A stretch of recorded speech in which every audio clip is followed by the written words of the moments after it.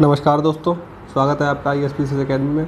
मैं हूं आपका एजुकेटर मयंक मिश्रा और हमारी जो स्टैटिक जीके की जो सीरीज़ चल रही है, तो मैं आपके लिए स्टैटिक जीके का जो नेक्स्ट पार्ट है वो लेके आया हूं।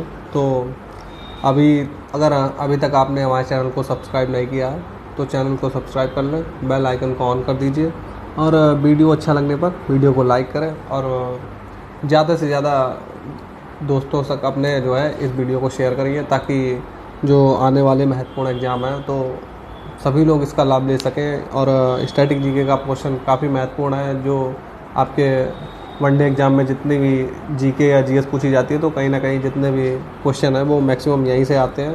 तो आप वीडियो को पूरा देखिए। तो चलिए शुरू करते हैं। तो आज का जो हमारा पहला टॉपिक है उस पर बात कर लेते हैं कि प्रमुख राशियां एवं उनकी भौतिक इकाइयों का जो चैप्टर है वो हम लोग डिस्कस करेंगे। तो चलिए शुरू करते हैं। तो एक तरफ भौतिक राशियां दी हुई है, एक तरफ ऐसा उनका एसआई मात्रक दिए हुए हैं। तो चलिए शुरू करते हैं। तो ऊष्मा जो है, ऊष्मा की इकाई है किग्रा मीटर स्क्वायर पर सेकंड क्यूब, और दूसरा है घनत्व, इसका जो हो जाएगा किग्रा मीटर क्यूब, और इस बेग का हो जाएगा मीटर पर सेकंड, और त्वरण की इकाई हो जाएगी मीटर पर सेकंड स्क्वायर। बात करते हैं बल एवं भार की, तो इसकी इकाई है न्यूटन।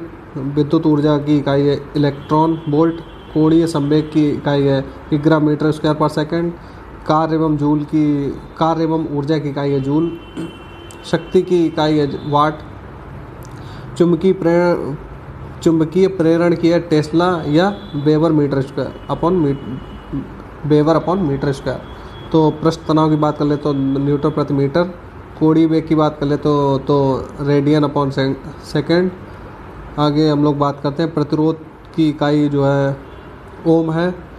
प्रतिरोध की जो इकाई है वो है ओम। आवेश की इकाई जो है कूलम। दूरी की इकाई है प्रकाश वर्ष। ज्योति तीव्रता की इकाई है कैंडला। विद्युत धारा की है एम्पियर। ताप की है केल्विन। ज्योति फ्लक्स की है ल्यूमेन। चुंबकीय फ्लक्स की है वेबर। आगे बढ़ते हैं हम लोग। आगे देखते हैं कि तरंग दैर्घ्य की इकाई है एंगस्ट्रॉम। विशिष्ट ऊष्मा की जो है वो है जूल प्रति किलोग्राम पर केल्विन। विभवांतर की है वोल्ट।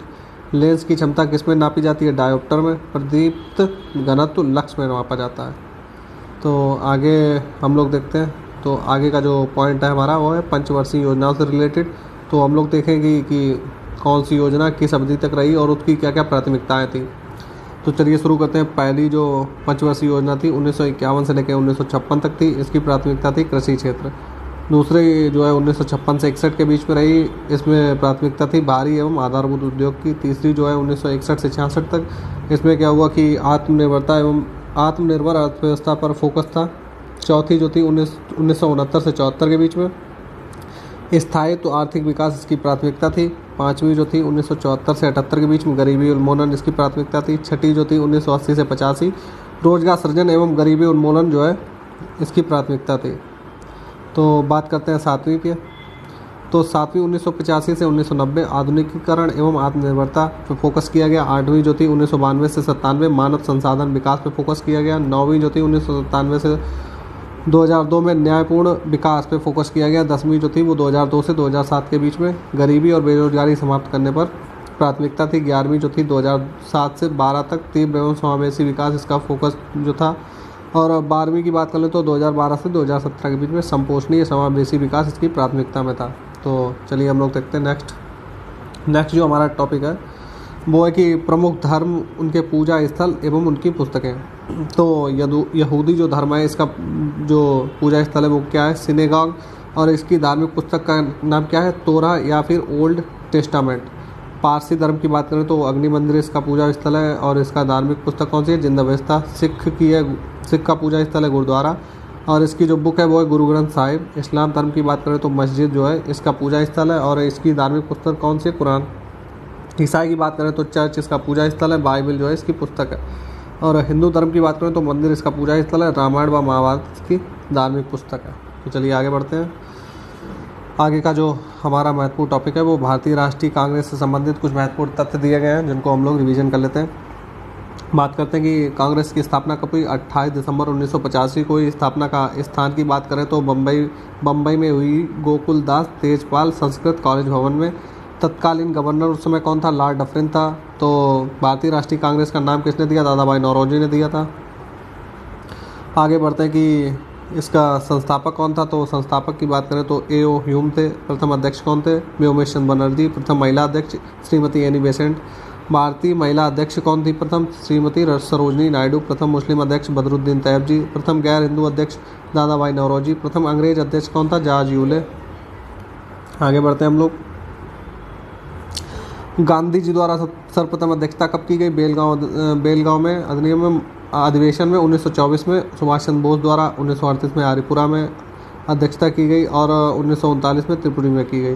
कांग्रेस में प्रथम फूट कब पड़ी? 1907 में सूरत अधिवेशन में। कांग्रेस का पुनर्मिलन कब हुआ? 1916 में लखनऊ अधिवेशन में।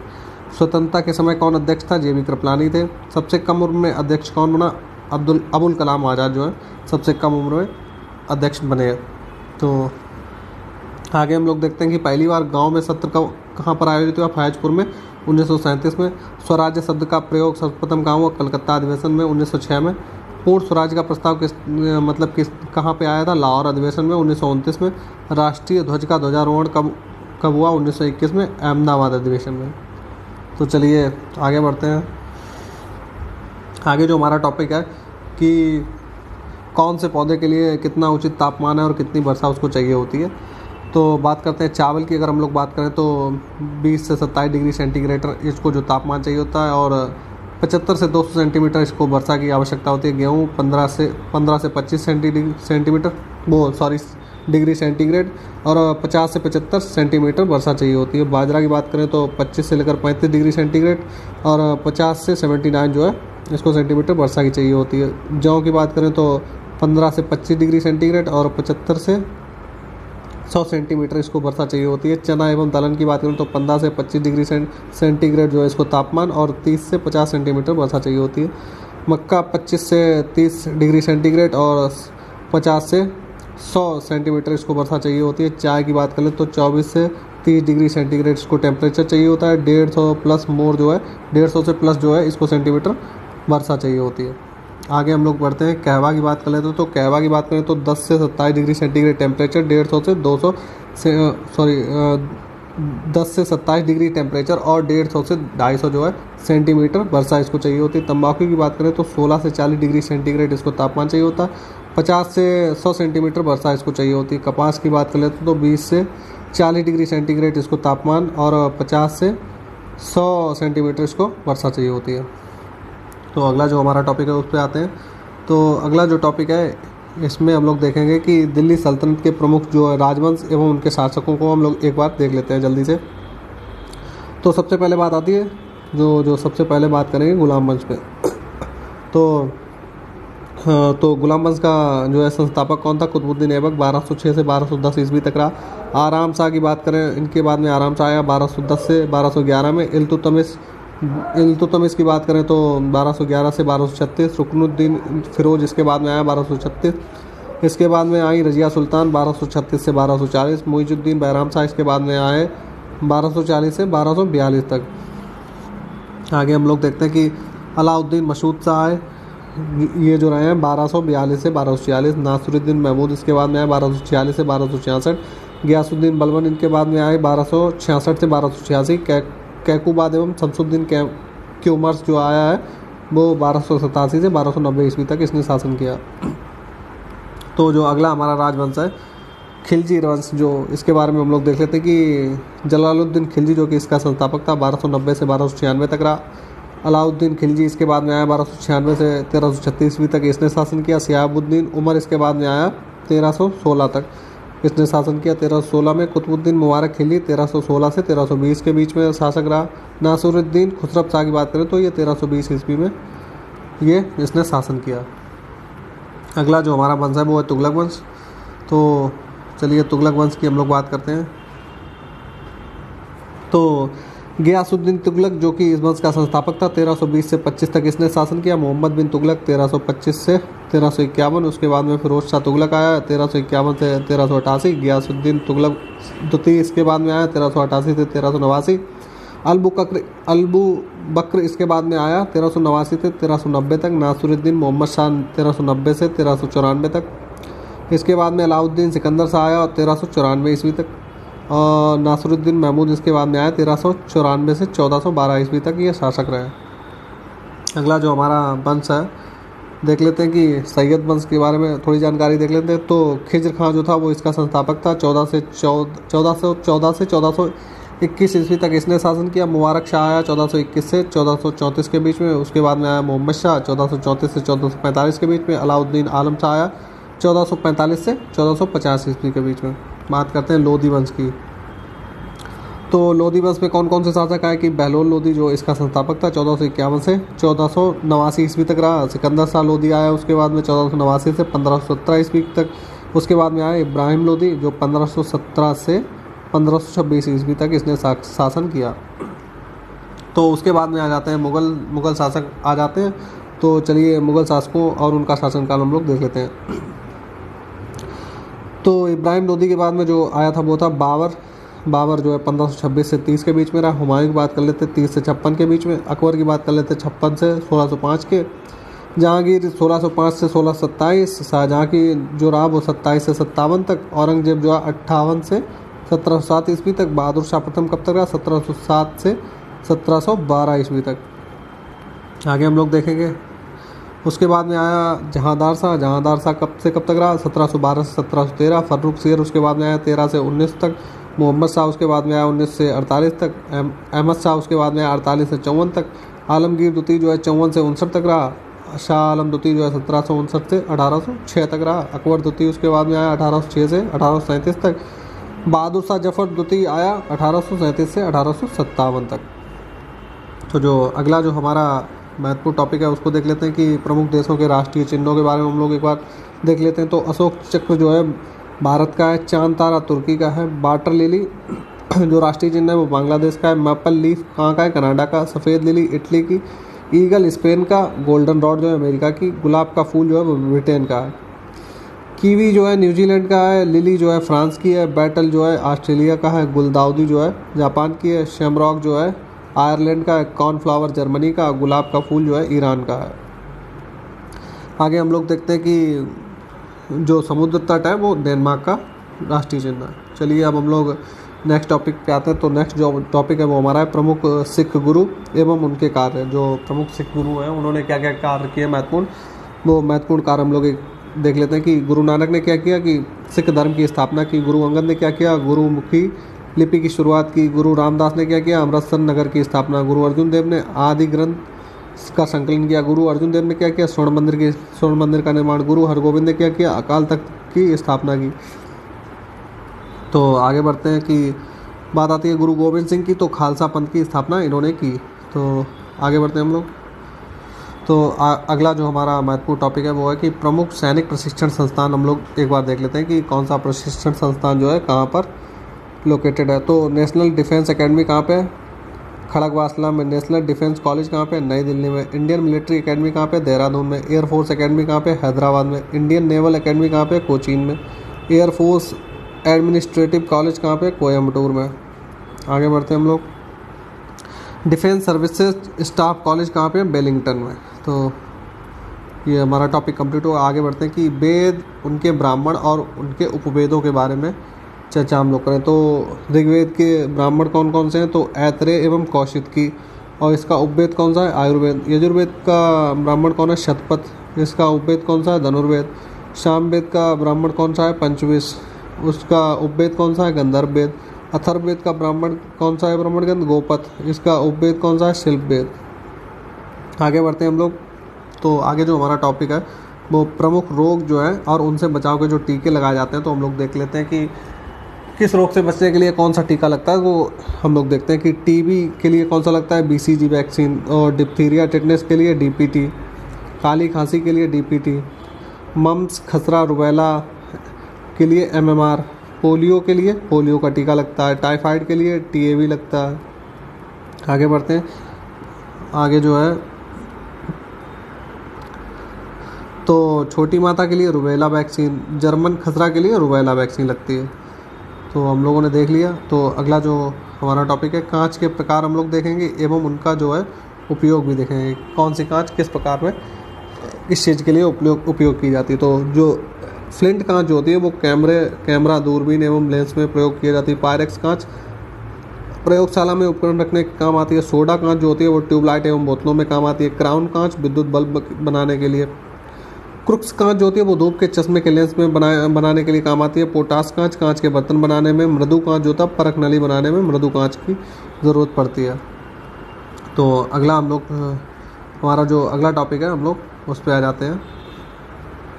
तो चलिए अब हम लोग देखेंगे कि जो पशु होते हैं उनके गर्भ की अवधि का काल कितना होता है, किस पशु की अवधि के मतलब कि कौन सा पशु कितनी अवधि तक गर्भ धारण करता है, ये हम लोग देखते हैं। तो हाथी जो है 624 दिन तक, घोड़ा 330 दिन, बाघ जो है 155 दिन, कुत्ता 63 दिन, भैंस जो है 300 दिन।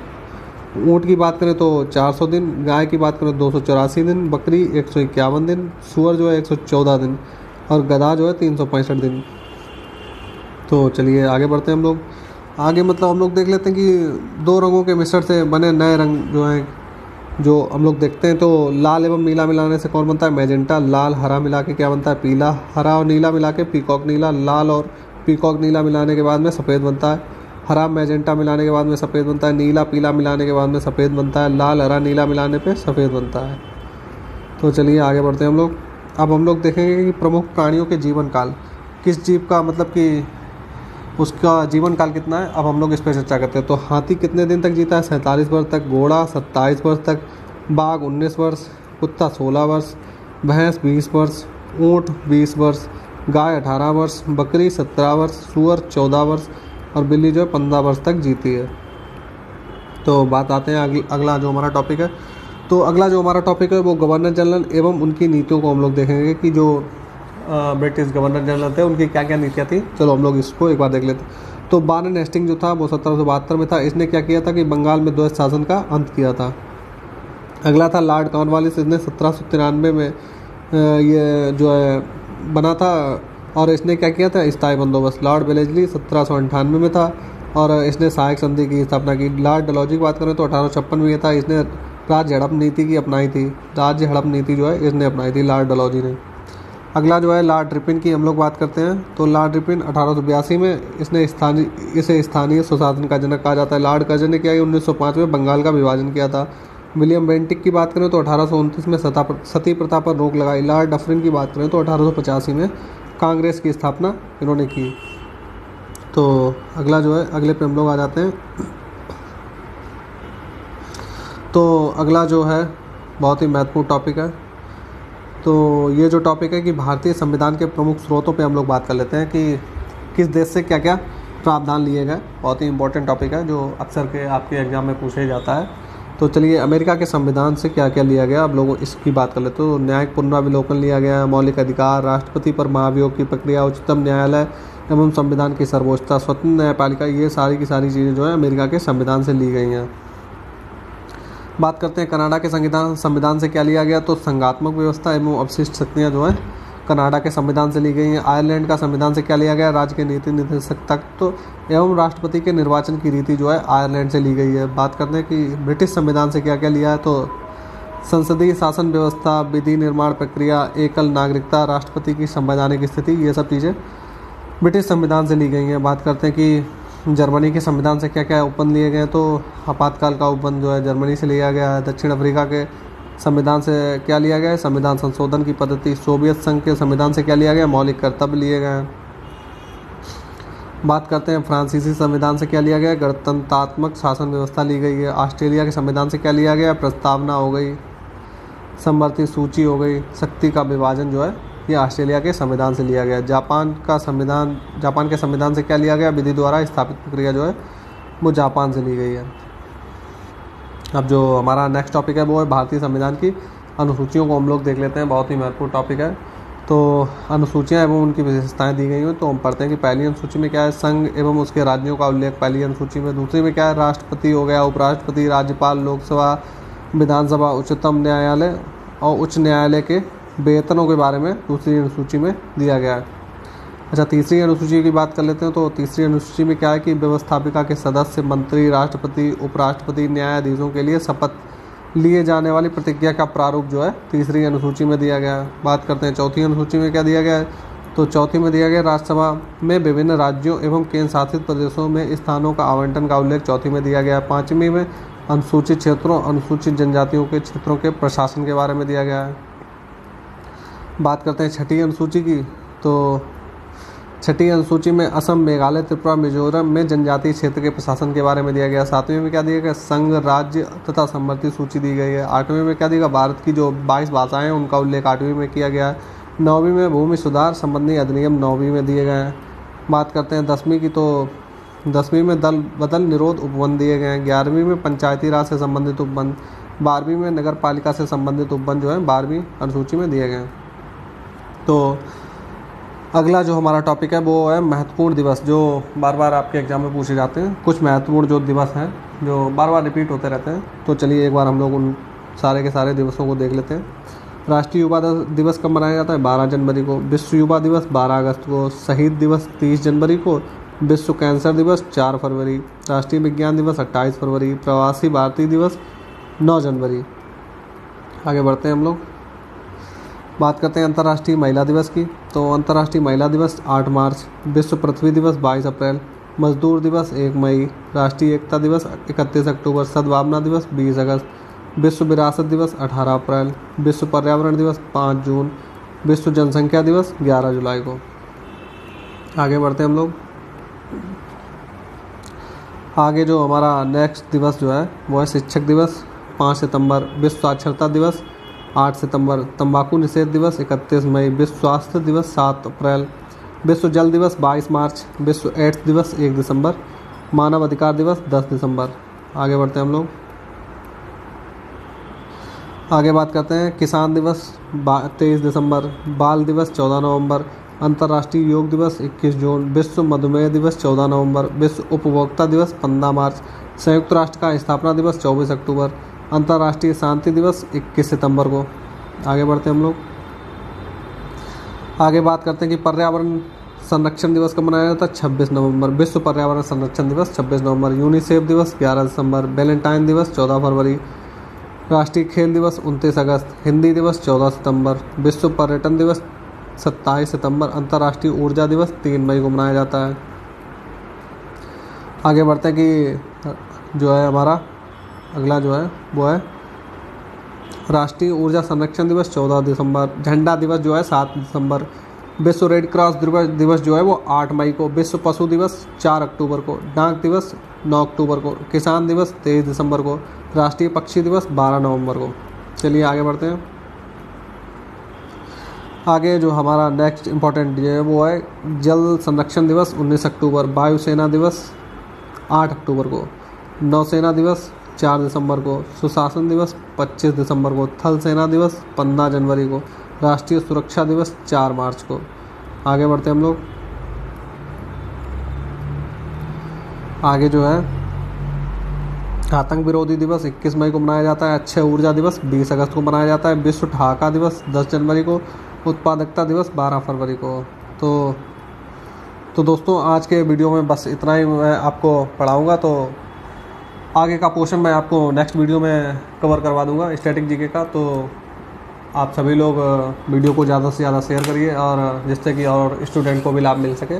और आप भी जो आने वाले महत्वपूर्ण एग्ज़ाम है तो इन वीडियो से आपको बहुत ज़्यादा ही लाभ मिलने वाला है। तो बने रहिए हमारे साथ में। तो इसी तरीके से मैं आपकी जो जितना भी जीएस का मटेरियल है मैं पूरा जीएस मैं पूरा जो आपका जीएस है वो पूरा ही पोर्शन में कंप्लीट करवा दूंगा, चाहे वो कोई भी सब्जेक्ट हो, history, geography, polity, economy, environment. Detail class भी आपको मिल रही है और फैक्चुअल नॉलेज भी मैं आपको देता रहूँगा। क्विक रिवीजन भी आपका मैं करवा दूँगा। तो अभी ये स्टैटिक जीके की क्लास चल रही है। आने वाले समय में मैं क्विक रिवीजन की जो सीरीज़ है वो भी आपके लिए लेके आऊँगा, जिसमें महत्वपूर्ण फैक्ट जो होंगे वो मैं एकदम से रटवा ही दूँगा आपको, जो 1 से 2 वीडियो देखने के बाद में आपको कंठस्थ हो जाएंगे। तो चलिए मिलते हैं नेक्स्ट वीडियो में। तो वीडियो को ज़्यादा से ज़्यादा आप शेयर करिए। अगर आप चैनल पर नए हैं तो चैनल को सब्सक्राइब कर लीजिए। तो चलिए मिलते हैं नेक्स्ट वीडियो में।